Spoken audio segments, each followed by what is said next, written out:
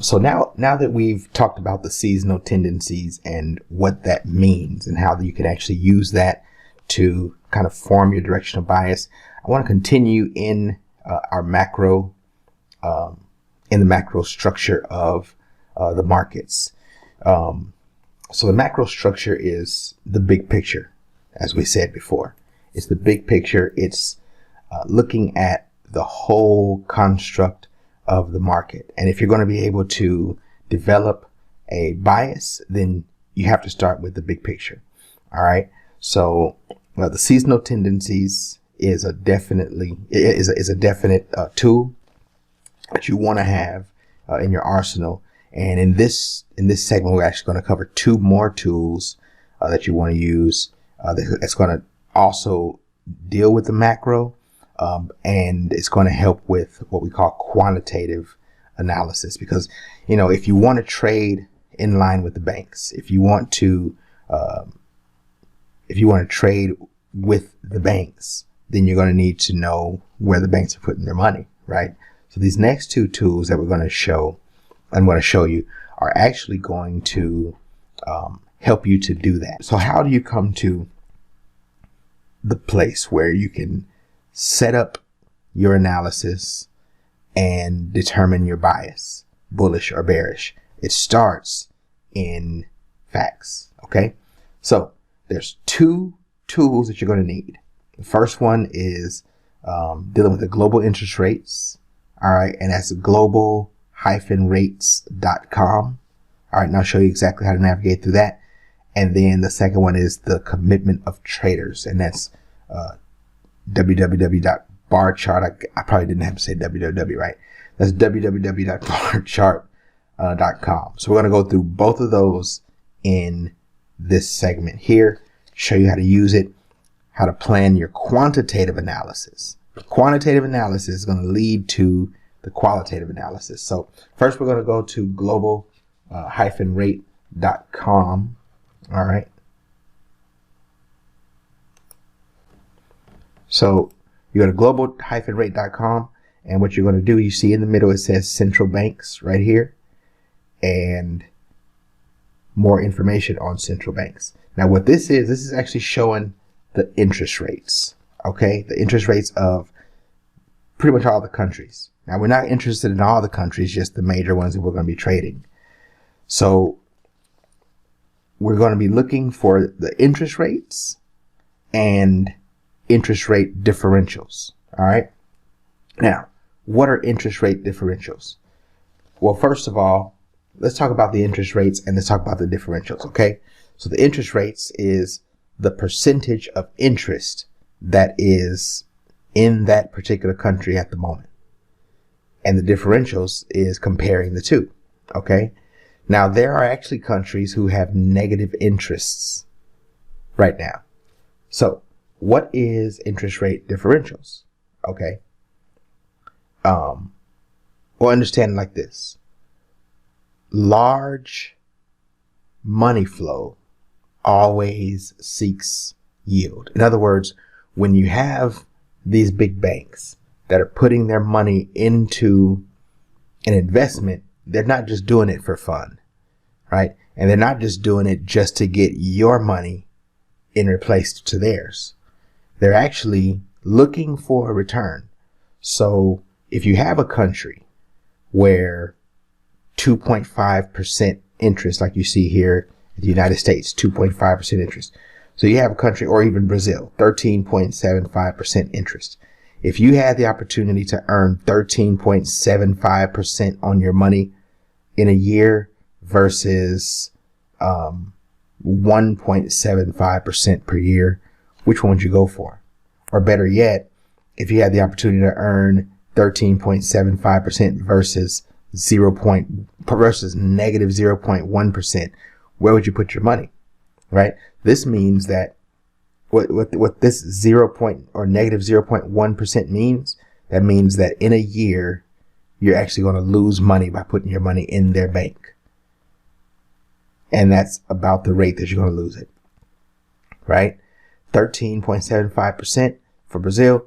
That's if you put your money in there, then you're getting 13.75% interest at the end of the year. So where would you rather have your money? Now think about it. If you have a whole lot of money, where would you want it? Does that make sense? So when you're looking at it like that, this information, and not just this alone, we're going to show you a few other places and how they actually apply this to the charts, but this is qualitative information, or quantitative rather. This is quantitative information. No one's going to argue and say that United States doesn't have a 2.5% interest rate. No one's going to argue and say that Great Britain doesn't have a 1.75% interest rate. No one's going to argue against Japan's negative interest rate. No one's going to argue that. And so when we're setting up in the macro, we start in facts, we start in statistics, and we use those to build our theory and our analysis when we go to the charts. Okay, so we're going to click on the more information on central banks. All right, and what this shows you is all the different countries. Now, again, we're not interested in Chile. I mean, I want to go there, but I'm not interested in trading that, right? South Korea, Brazil. Just mainly the majors, the major pairs is what we're interested in. So United States, Australia, Great Britain, Canada, Europe. We're looking at Japan, of course, New Zealand, and Switzerland. Those are the main ones that we're looking for and we're looking at. All right. And Switzerland also has a negative interest rate. And then, so you have the current rate here. And then over in this one is the previous rate. So this is what they were prior to what they are now. And the date shows the change that had happened. And so all these are pretty recent. Japan, theirs has been negative. Theirs has been negative 0.1 since February of 2016. And Turkey, theirs has been 14%. Since December of 2021. They went down a percentage. Now, it's not necessarily the direction. Well, the direction matters, but what matters more than anything is the current rate. All right. Now, if you do have a current rate that's higher than the previous rate, and you're going against another current rate that's lower than the previous rate, right? Then that actually adds more fuel to the fire. But I mean, if you have the euro, which is 0.5%, going up against Switzerland, which is negative 2.5 or negative 0.25, that's still, you still would rather have your money in the 0.5 than the negative 0.25. That makes sense, right? You would still rather have your money, even though, let's see, where we have another, and we're not using Indonesia, but I'll talk about them just because. So even though 6.5% is less than 6.75%, you would still rather have your money there than to have your money in Japan, or even in Israel. You rather have your money you rather have your money in the 7% in the Czech, or what was I talking? Oh no, here it is. Yeah, you'd rather have your money in China. 3.7% is less than 3.8. You'd rather have your money there as opposed, or no, it was Indonesia, right? So 6.5%. You'd rather have your money there than you would have your money in Norway. Even though Norway is higher than what it was, it's still not higher than 6.5%. So when we're putting our analysis together, what we want to do is we're going to pair two, the idea is to pair a positive with a negative. Now, you're not always going to do that, but you want, if you want a long-term play where you have a long-term bias, then you want something that is up and you want something that's positive and moving up, and you want that going against something that's negative and moving down, right? Like Japan. So let's take the, so if we wanted to take the Great Britain Great Britain. It's up from 1.25% to 1.75%, and that's as recent as August 4th of this year, which was just about 10 days ago, 11 days ago, right? And put that against Japan. So here's GJ, right? Which is, you have 1.75% going up, and you have negative 0.1% going down. Okay, so now you have those two. Now that's global hyphen rates, and so what I do with that information is I put it on my chart, and that's where this anchor comes in. Right, and I'll go over the tools a little bit later, but the anchor comes in, type it in there. This lets me know what I'm looking at here. All right. So now come over to bar chart, barchart.com, and you'll select a commodity, and you'll come down to currencies. All right. And so we said we were going to look at the Japanese yen. Okay. Now, what you're looking at with the Japanese yen is you want to look at, this is the commitment of traders here. This is what bar chart's going to show you, the commitment of traders. Okay. So you want the one with the most volume, because these are actually futures here. So you're not going to do, you can't do cash. And August is dead, so September is actually, you want the one with the biggest open interest right there. Okay, so you're gonna click on the one that has the most numbers right here, most volume and most open INT. Okay, open interest, open intentions, whatever the word is. So you're gonna click here.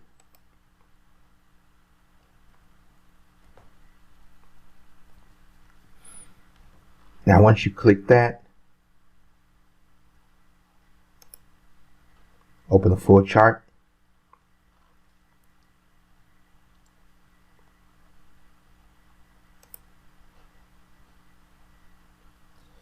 And now you see, when you come to the chart, you see you have the option for tools, okay, or study.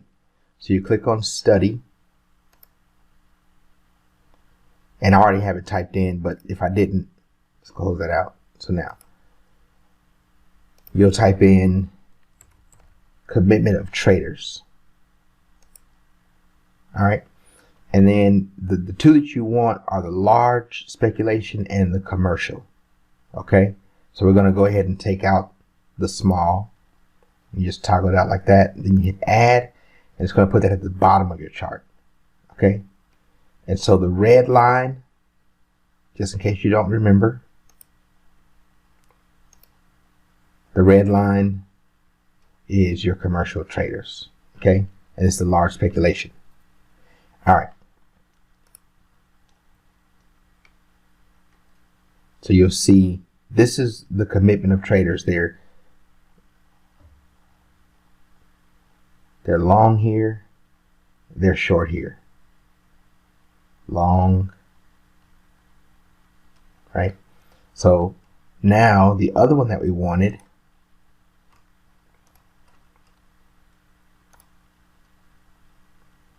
we said we were going for the British pound, right?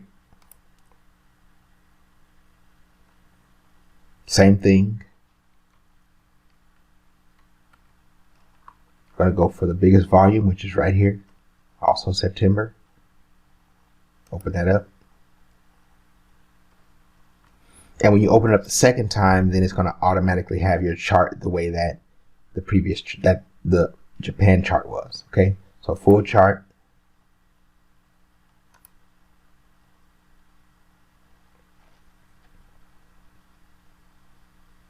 And this is the interactive. Allows you to interact with it.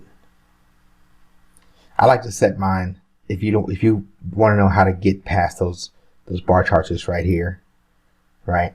I like to do the candlestick hollows. You can You can have whatever you want. I like hollow candlesticks. Okay. And as you can see now, your commitment to traders is already on there. And you go down to the bottom, and there it is. Okay. So what are we going to do with this information? Like, how is this information going to help us? Right. So we get a chance to see where the commercial traders are as far as, so this is the speculation here, and then this is the commitment of the traders. Okay. Now, what we're dealing with is a higher interest rate and going positive in Great Britain, and a lower interest rate and going negative with Japan. All right. So now the commitment of traders shows us,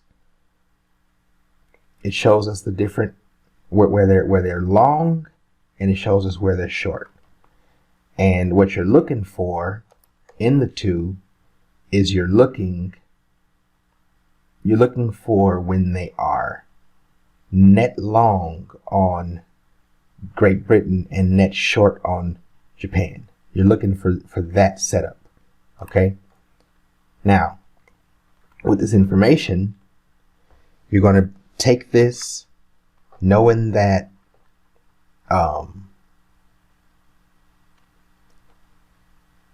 so here they were net short on the British pound, right? And you see what happened.